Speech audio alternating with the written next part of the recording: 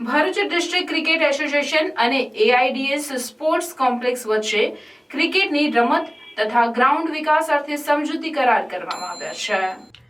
Bharuch cricket association અને AIDS sports complex વચ્ચે ક્રિકેટની રમત તથા ગ્રાઉન્ડ વિકાસ અર્થે લાંબા ગાળાનો સમજૂતી કરાર કરવામાં આવ્યો છે.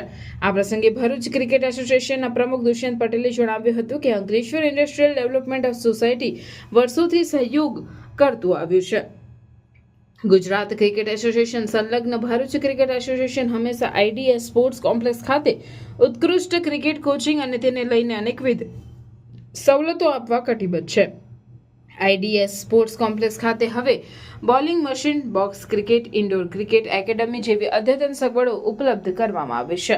અંકલેશ્વર ઇન્ડસ્ટ્રીયલ ડેવલપમેન્ટ સોસાયટીના માનદ મંત્રી અશોક પંચવાણીએ જણાવ્યું હતું કે ટ્રસ્ટ દ્વારા આશરે 80 લાખ રૂપિયાના ખર્ચે 5 મેઇન પિચ, 5 પ્રેક્ટિસ પિચ અને ઉત્કૃષ્ટ લોન ધરાવતું ઉમદા ગ્રાઉન્ડ વિકસાવવામાં આવ્યું છે. સાથે સાથે ભવિષ્યમાં પેવેલિયન, વિવિધ ઇન્ડોર રમતો જેવી કે ટેબલ ટેનિસ, બેડમિન્ટનનું પણ આયોજન છે. આ પ્રસંગે ભરૂચ ડિસ્ટ્રિક્ટ ક્રિકેટ એસોસિએશનના ઇસ્તિયાક પઠાણ, મનીષ નાયક, વિપુલ ઠક્કર અને ઇસ્માઇલ મતદાર સહિતના હોદ્દેદારો ઉપસ્થિત રહ્યા હતા.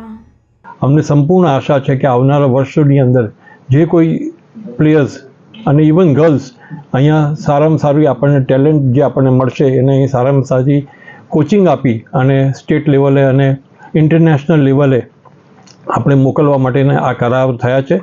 આનો ઉદ્દેશ માત્ર એક જ છે કે સારું ક્રિકેટ ભરૂચમાં પણ થાય, સારા ગ્રાઉન્ડ મળે અને એ પ્રકારે પ્લેયર્સ તૈયાર થાય, એવા એક સારા ઉદ્દેશથી આજે આ કરાર થયા છે. હું બંને એસોસિએશનની, ભરૂચ ક્રિકેટ એસોસિએશન અને અંકલેશ્વર ઇન્ડસ્ટ્રીયલ ડેવલપમેન્ટ સોસાયટીના સૌ હોદ્દેદારોને હું अभिनंदन आपू છું, शुभेच्छाओं पाठवू છું.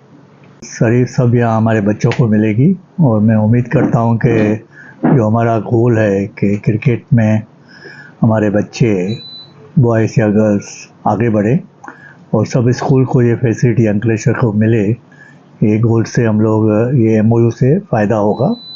इसके सिवा क्रिकेट के सिवा हम लोग बाकी गेम्स पे भी सेम अटेंशन देने जा रहे हैं और दे रहे हैं.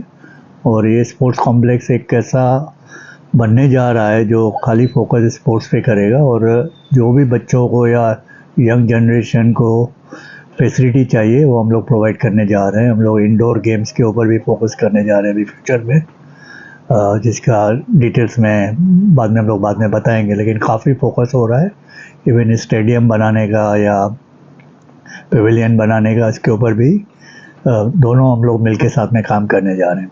Thank you.